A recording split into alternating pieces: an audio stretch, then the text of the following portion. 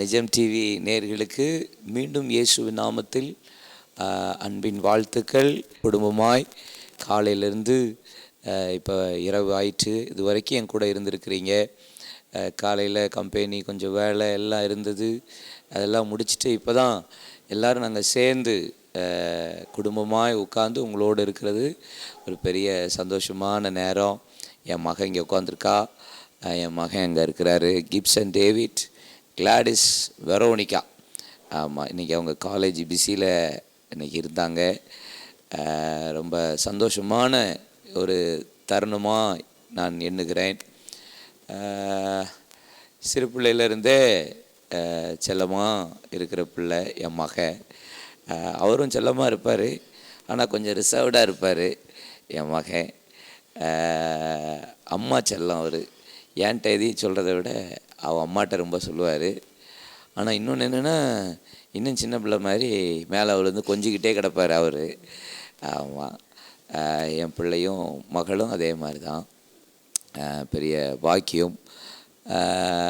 என் மக சில காரியத்தை இப்போ உங்கள்கிட்ட பேசுவாங்க, உங்கள்கிட்ட சொல்லுவாங்க, அவங்களுக்கு வாழ்த்துக்கள் சொல்லுவாங்க, உங்கள்கிட்ட பேசுவாங்க. எங்கள் அப்பாவை பற்றி சொல்லணுன்னா, அவங்க வந்து என்னோடய ரொம்ப பெஸ்ட் ஃப்ரெண்ட். நாங்கள் 2 பேரும் சேர்ந்தோன்னா நேரம் போகிறதே தெரியாது. எப்போயுமே நாங்கள் ரொம்ப ஜாலியாக இருப்போம். எனக்கு 12th எக்ஸாம் நடக்கும்போது வந்து எனக்கு இன்னும் ஞாபகம் இருக்குது. நைட்டு வந்து எப்போயுமே நான் வந்து விளையாடணும்னு சொல்லுவேன். எங்கள் அப்பா வந்து எப்போயுமே சரின்னு சொல்லிட்டு என் கூட விளையாடுவாங்க. விளையாண்ட பிறகு தான் தூங்கவே விடுவேன். நான் என்ன கேட்டாலும் அவங்க உடனே வாங்கி தருவாங்க. எல்லாருக்கும் உங்கள் அப்பா தான் ஃபஸ்ட் ஹீரோ. எனக்கு வந்து எங்கள் அப்பா தான் என்னோடய ஃபஸ்ட் லவ். அவங்க வந்து ஊரில் இல்லைன்னா நான் ரொம்ப மிஸ் பண்ணுவேன். நான் வந்து காடுக்கு தேங்க் பண்ணுறேன், எனக்கு இந்த மாதிரி ஒரு ஃபாதர் கொடுத்ததுக்கு. Prize got. பார்த்தீங்களா என் செல்ல பிள்ளைய எப்படி வச்சுருக்கேன் என் பிள்ளை. ஆமாம், எனக்கு கிடைச்ச பெரிய ஆசீர்வாதமான பிள்ளை. அந்த பக்கம் என் மகன் இருக்கார், என் மகன்கிட்ட கொடுங்க, அவர் பேசுவார். இந்த நாளும் உங்கள் கூட இருக்கிறது எனக்கு ஒரு கிரேட் டைமாக இருக்குது. எங்கள் அப்பாவை பற்றி சொல்லணும்னா, எப்பயுமே ஊரில் இருக்க மாட்டாங்க, எல்லா டைமு வெளியூரில் தான் இருப்பாங்க. கம்பெனிக்கு வாரத்தில் 1 நாள் 2 நாள் தான் வருவாங்க. ஆனால் வந்த அன்னைக்கும் நான் திட்டுவாங்க. அந்த அன்னைக்கு மட்டும்தான் நான் தப்பு பண்ணுவேன் கம்பெனியில். மற்ற நாள்லாம் கரெக்டாக போய்ட்டுருக்கும். என்னன்னு தெரியாது, அன்னைக்கு மட்டும் திட்டுவாங்க. ஆனால் இட்ஸ் அ லேர்னிங் எக்ஸ்பீரியன்ஸ்.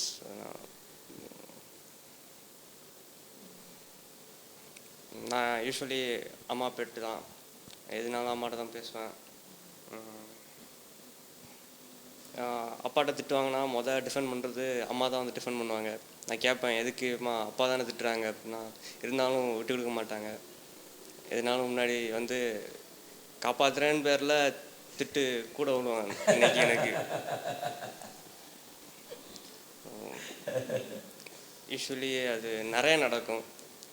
சின்ன பிரச்சனையாக இருக்கும், டிஃபெண்ட் பண்ண வருவாங்க, ஆனால் பாயிண்ட் எடுத்து கொடுத்துட்டு போயிடுவாங்க. எனக்கும் கிளடிக்கும் சண்டை அப்படின்றது என்ன சொல்ல, ரேராக வரும். ஒரு சின்ன சின்ன இதில் தான் வரும். அடிப்படி சண்டை அளவுக்கு வராது, வாக்குவாதத்தில் வரும். ஆனால் அடுத்த நாளே சேர்ந்துடும். அது யூஸ்வல் வர்றது.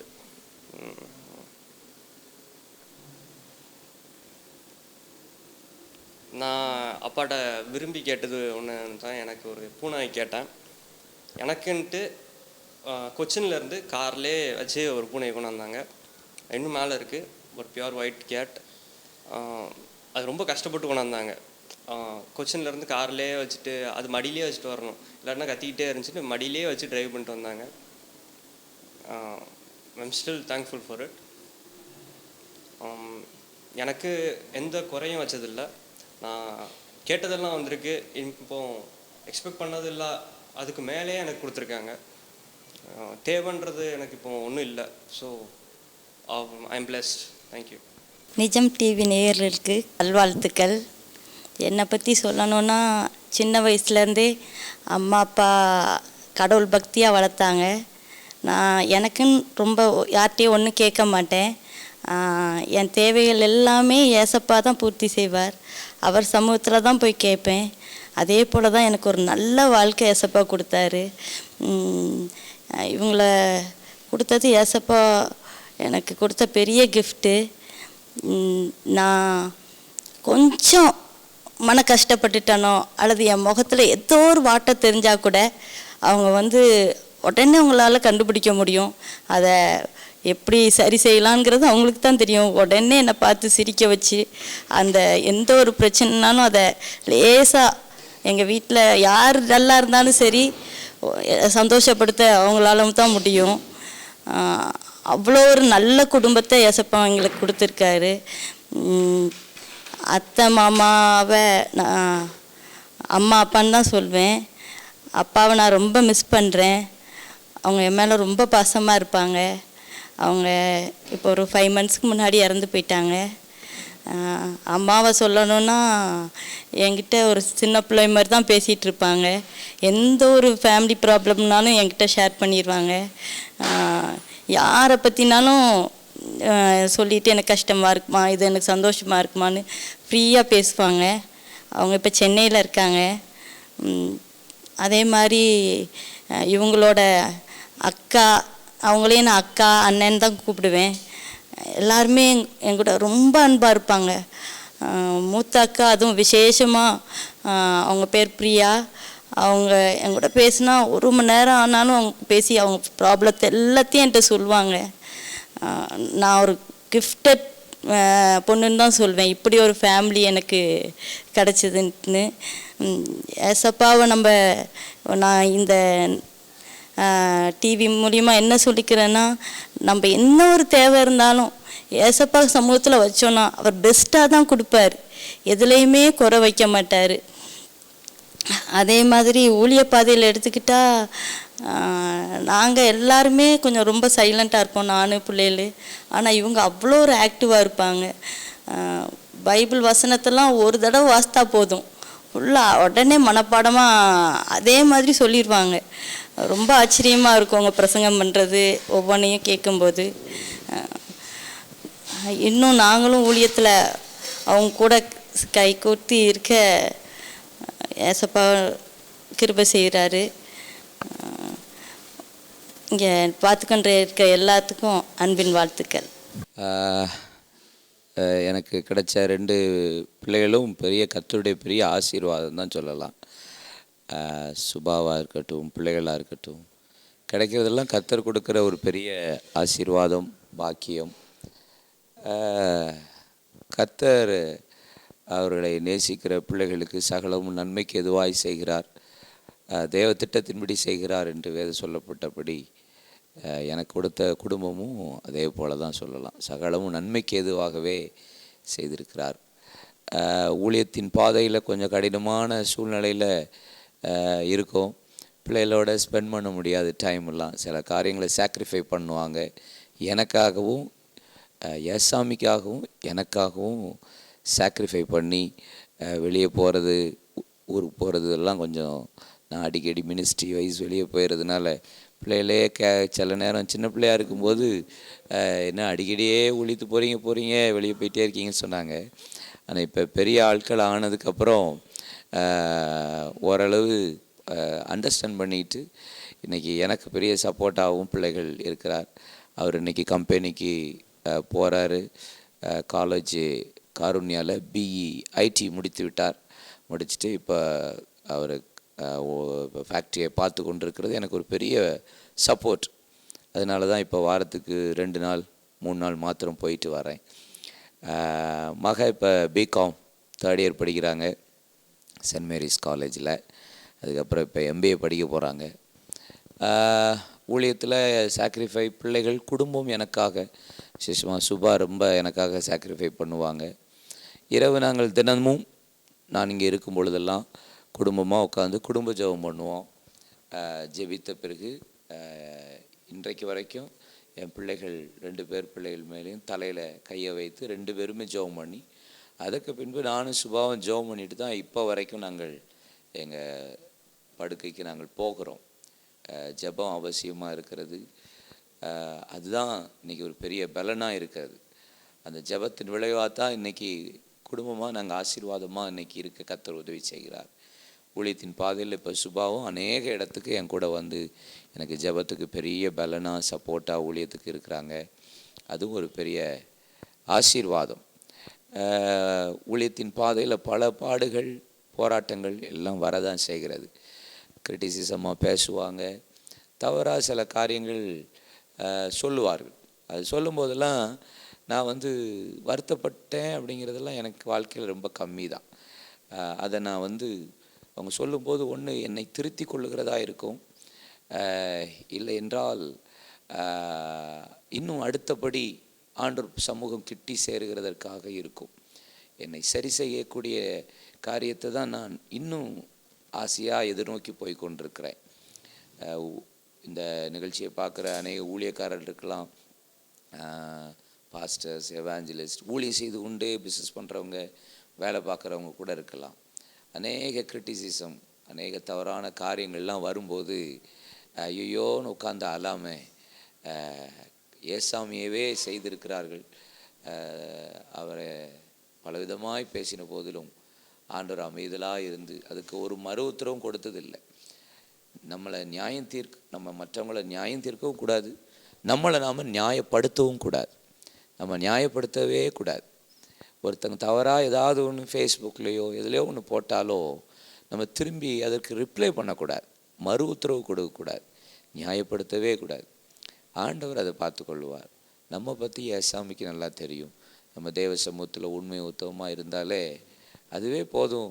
கர்த்தர் அதை ஏற்ற வேளையில் அதை எல்லாத்தையும் கொஞ்சம் நாளில் அது சரி பண்ணிடுவார். அதுக்கப்புறம் அப்படிப்பட்ட ஆட்கள் பேசாத அளவுக்கு நம்மளை கர்த்தர் பாதுகாத்து கொள்வார்.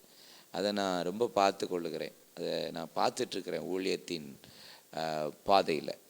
இன்னொன்று, ஊழியத்தின் பாதையில் எனக்கு சுபா ரொம்ப பெரிய சப்போர்ட்டுன்னா, நான் சில பிரசங்கத்தில் ஏதாவது அன்வான்ட் வேர்டு வெளியே விட்டாலும் அதை எனக்கு அழகாக சொல்லி கொடுப்பா சுபா. சொல்லி இது பேசாதீங்க, இது சொல்லாதீங்க, இது நல்லா இல்லை.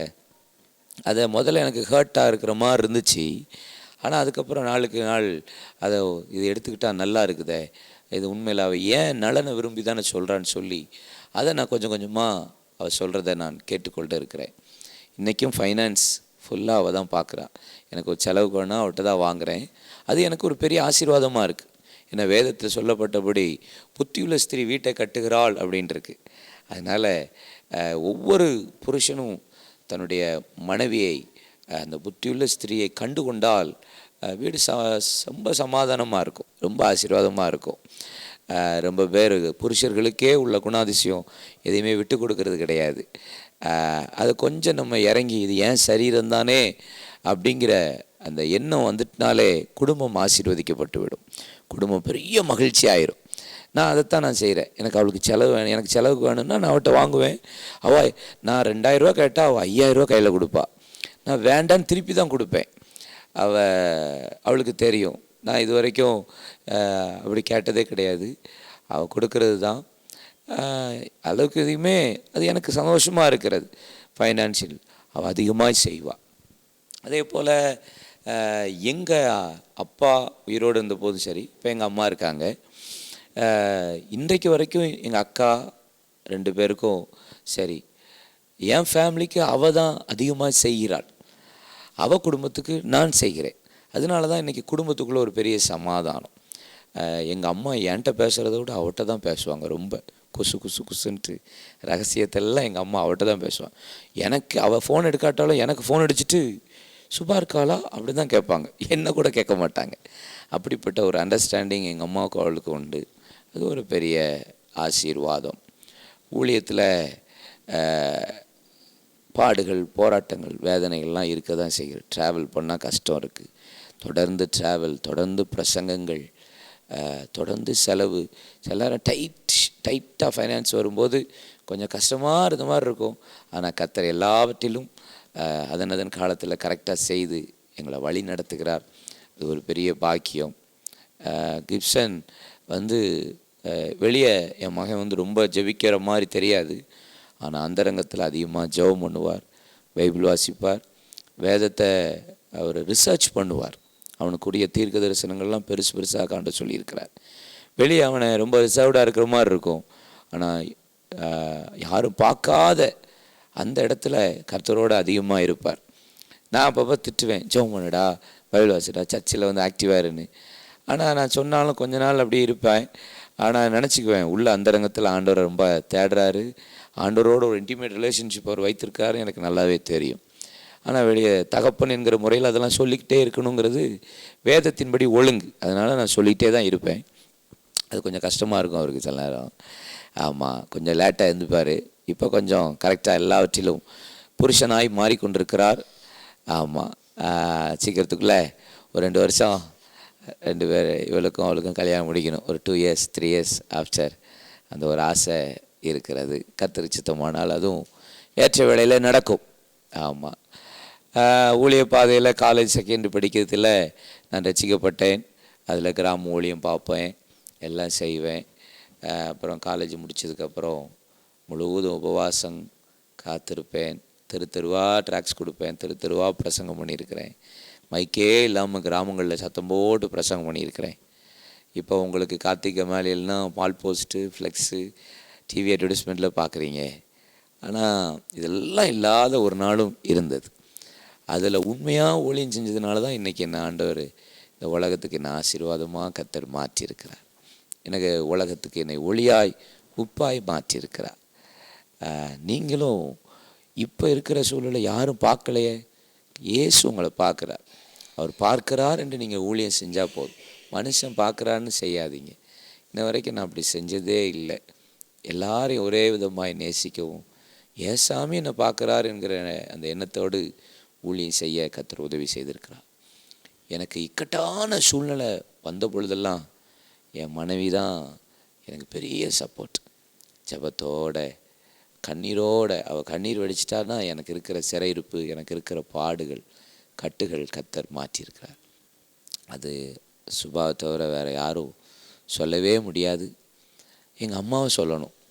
நான் குடிப்பேன், அவ்வளோ குடிப்பேன் காலேஜ் டைமில். ஆனால் எங்கள் அம்மா ஒன்றுமே சொல்ல மாட்டாங்க. முழங்காலே நின்று ஜெபித்து ஆண்டவர் அறியாத குடும்பத்தில் இருந்த எங்கள் வாழ்க்கையை, எங்கள் அப்பாவை, எங்களை, எங்கள் குடும்பத்தில் இருக்கிற என் சகோதரன், என் 2 சகோதரி எல்லாரையும் இயேசுவை ஏற்றுக்கொள்கிறதுக்கு, ரட்சிக்கப்படுறதுக்கு எங்கள் அம்மாவுடைய ப்ரேயர்.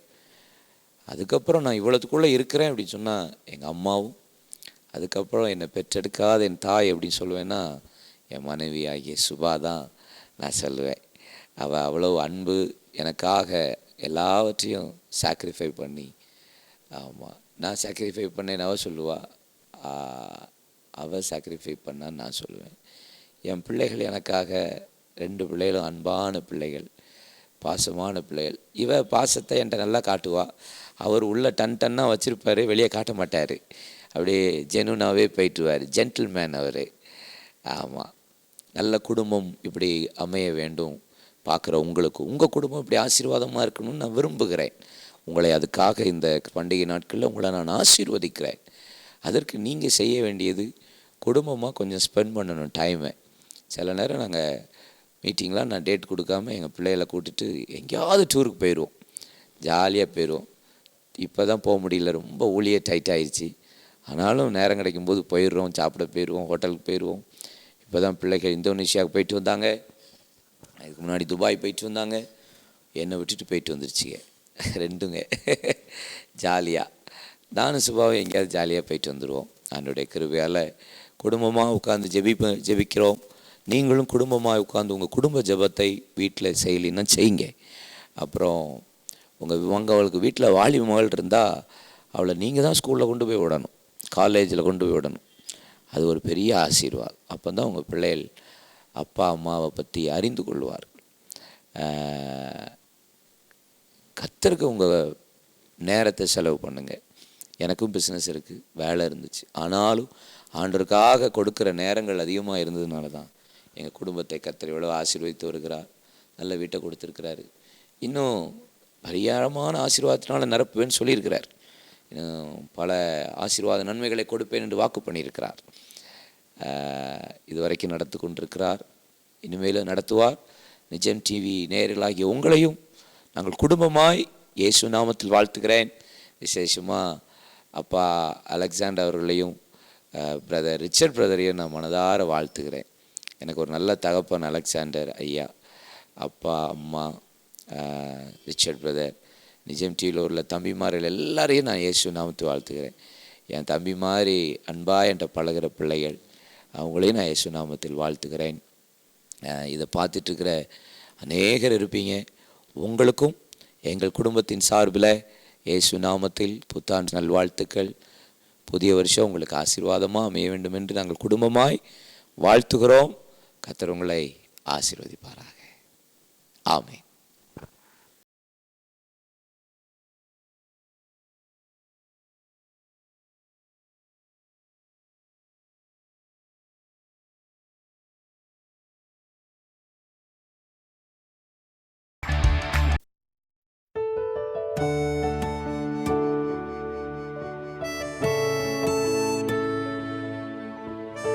ஆறாம் தேதி எல்லாம் அவ்வளவு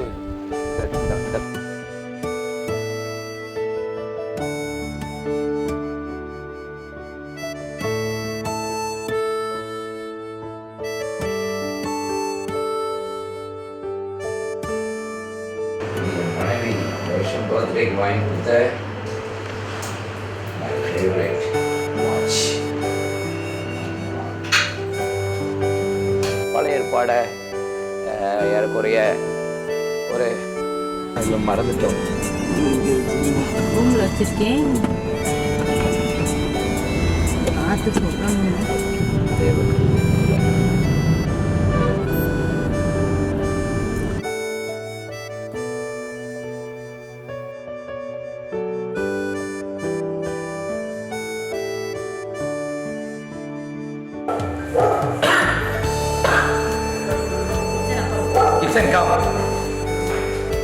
இதான் என் மகன் கிப்சன் டேவிட்.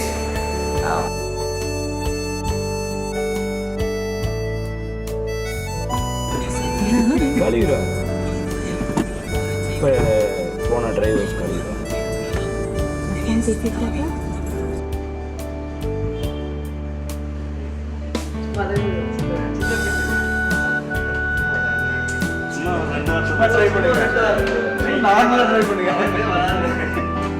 இல்ல நம்ம கம்பெனி அவங்க சொல்லி தருவாங்க. அதே மாதிரி